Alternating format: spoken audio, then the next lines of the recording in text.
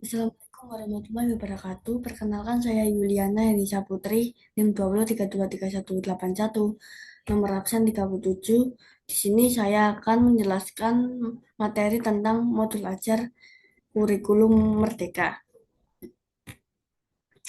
Oke,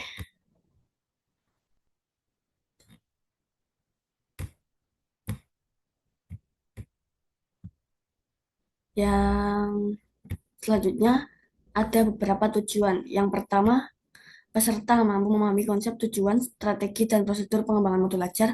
Yang kedua, peserta mampu memodifikasi modul ajar yang telah tersedia disesuaikan dengan karakteristik dan kebutuhan sekolah masing-masing. Yang ketiga, peserta mampu menentukan asesmen atau penilaian yang sesuai dari modul ajar yang dimodifikasi. Yang keempat, peserta mampu mengembangkan bahan ajar yang relevan serta menyesuaikan tingkat capaian siswa untuk mendukung pembelajaran pada modul ajar yang dimodifikasi. Peserta di sini yang dimaksud adalah pendidik ya. Tujuan di sini sebagai untuk meningkatkan kualitas pembelajaran di sekolah, membuat pembelajaran lebih menarik, dan untuk membantu siswa mencapai tujuan pembelajaran. Oke, selanjutnya ada beberapa pertanyaan. Yang pertama, mengapa modul ajar harus sederhana dan dapat membantu pembelajaran dengan efektif? Yang kedua, bagaimana pengembangan modul ajar yang sederhana namun efektif? Yang ketiga, bagaimana menentukan asesmen atau penilaian untuk modul ajar yang sesuai dengan kebutuhan dan karakteristik siswa. Yang keempat, mengapa modul ajar perlu berpusat kepada murid dan memperhatikan perbedaan karakteristik siswa. Yang kelima, bagaimana memilih dan memodifikasi modul ajar yang sesuai dengan kebutuhan dan karakteristik siswa. Yang keenam, bagaimana mengadaptasi modul ajar agar relevan dan sesuai dengan tingkat capaian siswa. Yang ketujuh, bagaimana memilih dan menentukan bahan ajar yang relevan untuk modul ajar. Selanjutnya, materi modul ajar yang yaitu pengertian modul ajar. Apa sih yang dimaksud modul ajar? Modul ajar merupakan salah satu perangkat ajar yang digunakan untuk merencanakan pembelajaran. Modul ajar sama dengan seperti RPP. Namun modul ajar lebih memiliki komponen yang lebih lengkap. Modul ajar adalah sebuah komponen yang berisi tujuan, langkah-langkah, dan media pembelajaran serta asesmen yang dibutuhkan dalam satu unit atau topik berdasarkan alur tujuan pembelajaran. Pendidik memiliki keleluasan untuk membuat sendiri, memilih dan memodifikasi modul ajar yang tersedia sesuai dengan konteks, kebutuhan, dan karakteristik peserta didik. Jadi, pendidik itu bisa berkreasi ya, tidak harus sesuai dengan yang harus ditetapkan. Oke, yang selanjutnya ada alur penulisan modul ajar.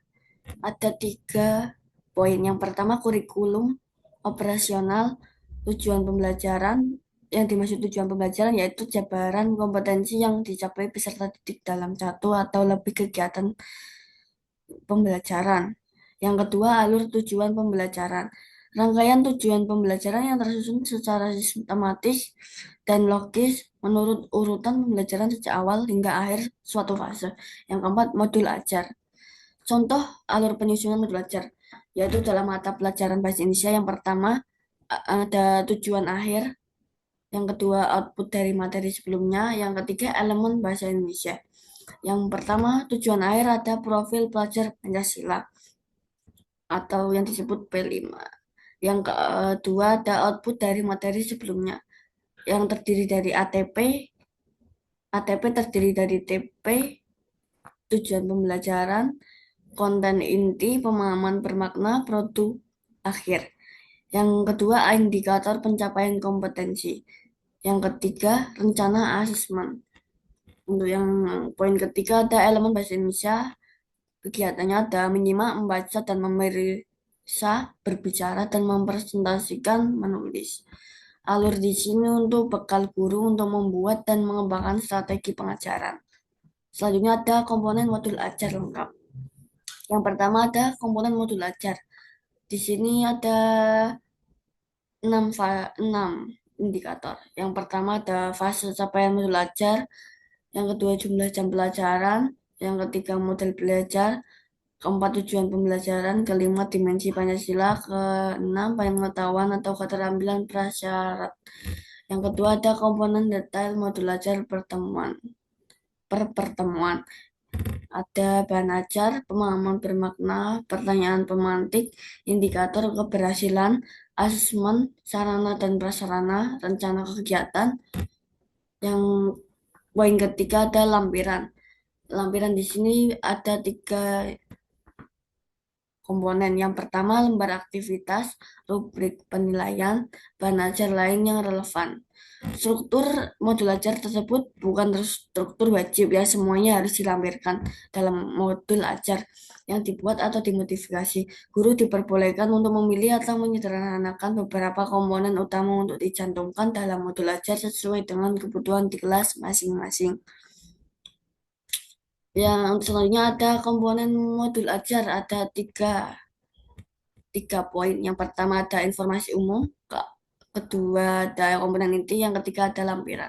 Untuk yang pertama, informasi umum, ada identitas sekolah, kompetensi awal, profil pelajar Pancasila, sarana dan prasarana, target peserta didik, model pembelajaran yang digunakan. Yang komponen inti ada tujuan pembelajaran, pemahaman bermakna, pertanyaan pemantik, persiapan pembelajaran, kegiatan pembelajaran, asesmen, pengayaan dan remedial, refleksi, peserta didik dan guru. Yang ketiga ada lampiran yang terdiri dari lembar kerja peserta didik, bahan bacaan guru dan peserta didik, glosarium, daftar pustaka.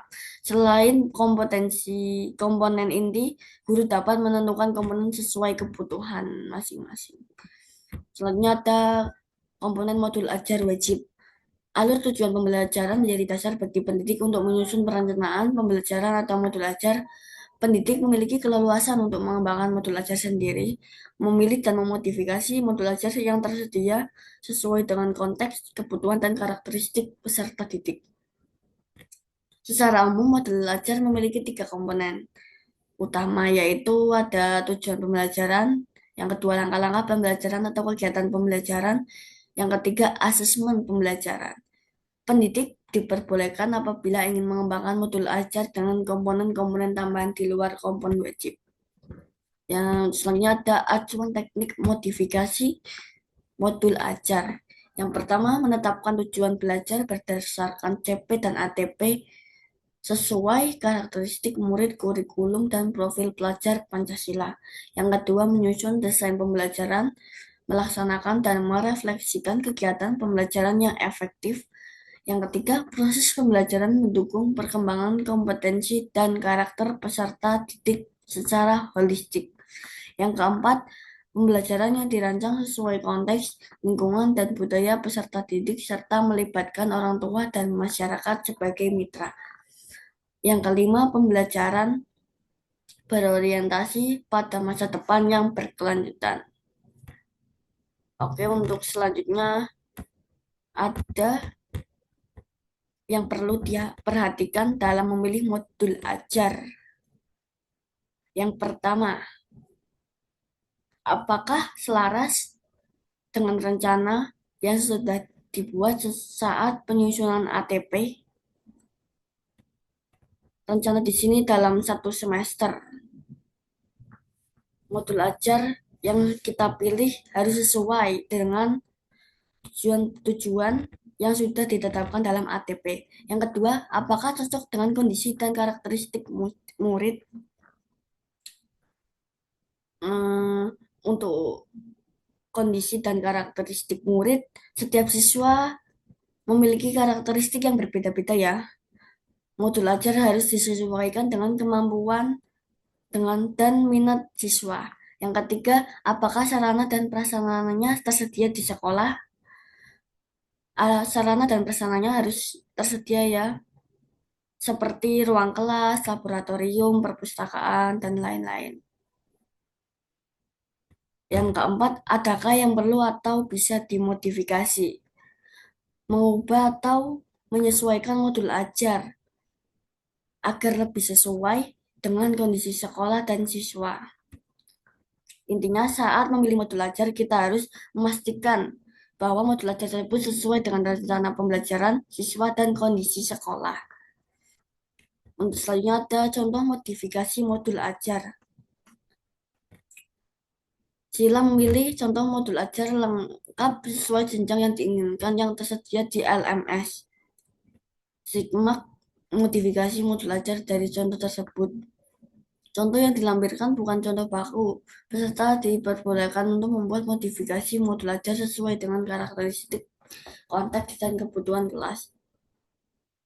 Struktur wajib dalam modul ajar adalah tujuan pembelajaran, langkah-langkah pembelajaran atau kegiatan pembelajaran, dan asesmen pembelajaran. Pendidik diperbolehkan apabila ingin menambahkan komponen lain yang relevan. Untuk selanjutnya ada paradigma asesmen. Hal yang perlu diperhatikan yaitu ada penerapan pola pikir bertumbuh atau grow mindset. Asesmen tidak hanya melihat hasil akhir, tetapi juga proses belajar siswa agar tahu kemampuan, agar tahu bahwa kemampuan melihat bisa diting agar tahu bahwa kemampuan bisa ditingkatkan melalui usaha dan belajar. Yang kedua ada terpadu di mana asesmen mencakup kompetensi pada ranah, sikap, pengetahuan, dan keterampilan yang saling terkait. Asesmen tidak hanya mengukur dan keterampilan siswa saja. Aspek ini saling berkaitan dan saling mempengaruhi. Yang kedua, yang ketiga ada keleluasan dalam menentukan kriteria ketercapaian tujuan pembelajaran. Sekolah dan guru memiliki kebebasan untuk menentukan kriteria keberhasilan siswa dengan tujuan pembelajaran dan karakteristik siswa dengan konteks pembelajaran. Yang keempat ada sekolah diberikan keleluasan untuk menentukan teknik dan jenis asesmen.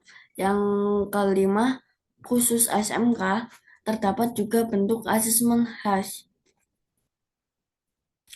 yang membedakan dengan jenjang yang lain, yaitu asesmen praktek kerja lapangan, uji kompetensi kejuaraan, dan uji unit kompetensi. Kemampuan siswa dalam menerapkan ilmu yang didapat di dunia kerja, mengukur kompetensi siswa dalam bidang keahliannya. Intinya, paradigma di sini ingin menciptakan lingkungan belajar yang lebih positif dan mendukung perkembangan siswa secara holistik dengan memberikan kebebasan kepada sekolah dan guru dalam menentukan bentuk asesmen. Diharapkan pembelajaran menjadi lebih menarik, bermakna bagi siswa. Yang selanjutnya ada asesmen awal pembelajaran. Asesmen awal pembelajaran dapat dilakukan untuk mengidentifikasi kebutuhan belajar peserta didik dan hasilnya digunakan untuk merancang pembelajaran yang sesuai dengan tahap capaian peserta didik.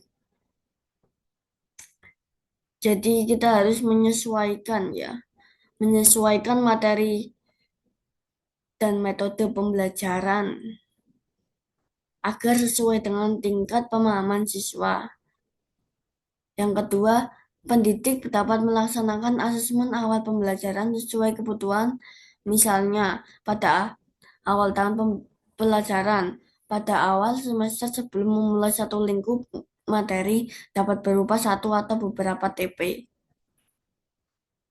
Atau sebelum menyusun modul ajar secara mandiri. Dengan demikian, asesmen awal pembelajaran tidak perlu dilakukan setiap mengawali tatap muka. Yang ketiga, asesmen pada awal pembelajaran diharapkan tidak memberatkan pendidik atau satuan pendidikan. Namun demikian, jika pendidik atau satuan pendidikan memiliki kemampuan dapat melengkapi data tambahan dengan melakukan asesmen non-kognitif yang mencakup kesiapan belajar, minat, profil belajar, latar belakang, keluarga, riwayat tumbuh kembang, dan lain-lain.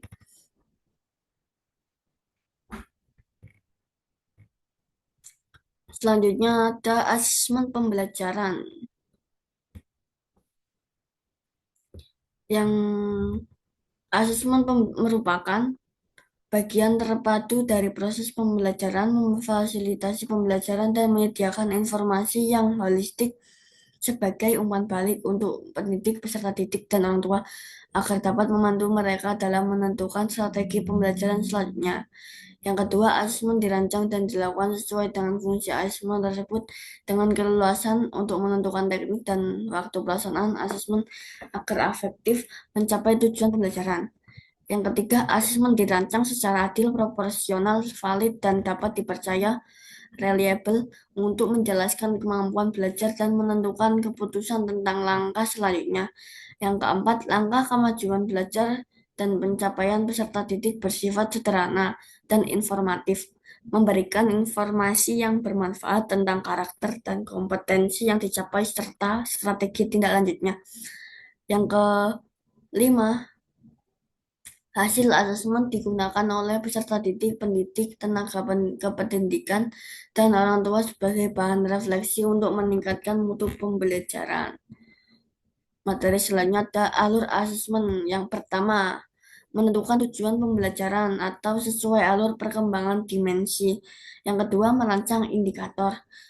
Untuk memastikan kedalaman tujuan, membuat indikator yang mencakup aspek kognisi, sikap, dan keterampilan. Yang ketiga, menyusun strategi asesmen. Yang keempat, menyiapkan alat ukur atau instrumennya atau rubrik. Yang kelima, menyiapkan instruksi atau panduan untuk murid atau lembar kerja. Yang keenam, mengolah hasil asesmen dan bukti pencapaian peserta didik untuk membuat inferensi atau kesimpulan mengenai pencapaian peserta didik terhadap tujuan pembelajaran. Yang ketujuh, menyusun rapor. Dengan mengikuti alur ini, guru dapat mengetahui siswa mana yang sudah menguasai materi dan siswa mana yang perlu bantuan tambahan. Selanjutnya ada acuan yang digunakan untuk melaksanakan asesmen pembelajaran. Yang pertama ada asesmen sebagai proses pembelajaran, asesmen as learning. Yang pertama, asesmen untuk refleksi proses pembelajaran berfungsi sebagai asesmen formatif. Yang kedua, asesmen untuk proses pembelajaran, asesmen for learning. Asesmen untuk perbaikan proses pembelajaran berfungsi sebagai asesmen formatif. Yang ketiga, asesmen pada akhir proses pembelajaran, asesmen of learning. Asesmen untuk evaluasi pada akhir proses pembelajaran berfungsi sebagai sumatif. Apa sih perbedaan antara asesmen as and dan for learning? Adalah asesmen as learning lebih melibatkan peserta didik secara aktif dalam kegiatan asesmen tersebut. Peserta didik diberi pengalaman untuk belajar menjadi penilai bagi diri sendiri dan temannya. Untuk penilaian diri atau self-assessment dan penilaian antar teman merupakan contoh asesmen as learning. Dalam asesmen as learning, peserta didik sebaiknya dilibatkan dalam merumuskan prosedur, kriteria, maupun rubrik atau pedoman asesmen sehingga mereka mengetahui dengan pasti apa yang harus dilakukan agar memperoleh capaian belajar yang maksimal. Untuk jenis-jenis asesmen ada 3 ya. Yang pertama, sebagai refleksi proses pembelajaran, for untuk perbaikan proses pembelajaran, yang terakhir of terhadap asesmen sebagai evaluasi pada akhir proses pembelajaran. Selanjutnya ada contoh bentuk asesmen formatif dan sumatif.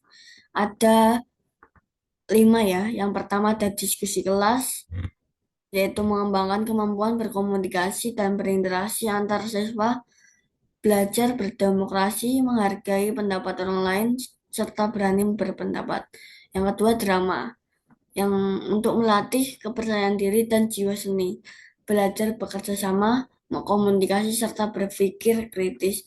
Yang ketiga ada presentasi, yaitu untuk mengembangkan kemampuan berkomunikasi, belajar memahami topik secara mendalam, berpikir, dan bernalar kritis. Yang keempat, produk, yaitu untuk mengembangkan kreativitas, meningkatkan ketelitian, dan jiwa seni. Yang kelima, tes lisan. Untuk meningkatkan kemampuan berbicara, mengkonfirmasi pemahaman, penerapan umpan balik. Untuk pelaksanaan asesmen sumatif dan formatif, hal yang harus diperhatikan yaitu dilaksanakan bersamaan dalam proses pembelajaran yang kemudian ditindaklanjuti untuk memberi perlakuan berdasarkan kebutuhan peserta didik serta perbaikan proses pembelajaran. Yang kedua, pendidik dapat menggunakan berbagai teknik seperti observasi, performa, atau kinerja produk proyek portofolio maupun tes. Yang ketiga, tindak lanjut yang dilakukan bisa dilakukan dengan memberikan umpan balik atau melakukan intervensi. Yang keempat, pendidik dapat mempersiapkan berbagai instrumen seperti rubrik, catatan anekdotal, lembar checklist untuk mencatat informasi yang terjadi selama pembelajaran berlangsung. Untuk pelaksanaan asesmen sumatif yang harus diperhatikan yaitu sumatif dilakukan pada akhir lingkup materi untuk mengukur kompetensi yang dikehendaki dalam tujuan pembelajaran dan pada akhir semester. Yang kedua, pendidik dapat menggunakan berbagai teknik seperti portofolio, performa, maupun tes.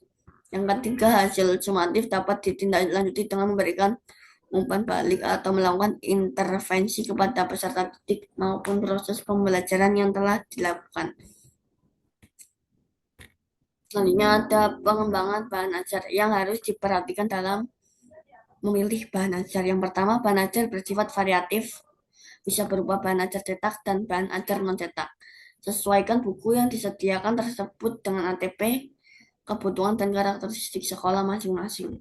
Yang ketiga, kembangkan bahan ajar untuk membuat kegiatan pembelajarannya semakin bermakna dan variatif. Yang keempat, buku yang disediakan pemerintah hanya salah satu alternatif bahan ajar. Guru diperbolehkan untuk mengembangkan dan menambahkan bahan ajar lain yang relevan.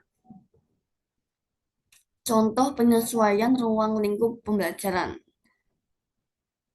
yang harus diperhatikan saat membuat modul ajar yaitu menyesuaikan lingkup kesiapan belajar, minat, dan tingkat penguasaan kompetensi peserta didik. Peserta didik yang belum menguasai kompetensi, prasyarat, atau belum siap untuk belajar di suatu lingkup materi diberikan kesempatan untuk mempelajari kompetensi pada tingkat yang lebih rendah atau dengan cakupan lingkup materi yang lebih sederhana. Yang kedua, peserta didik yang sudah siap belajar diberikan kesempatan untuk mempelajari seluruh lingkup materi dengan penugasan yang sesuai. Yang ketiga, peserta didik yang memiliki tingkat penugasan yang tinggi dapat diminta untuk menyelesaikan tugas dengan tingkat kesulitan yang lebih tinggi atau menantang. Oke, terima kasih. Saya Yuliana Anissa Putri. Mohon maaf jika ada salah kata yang diucapkan. Mohon maaf sekali. Wassalamualaikum warahmatullahi wabarakatuh.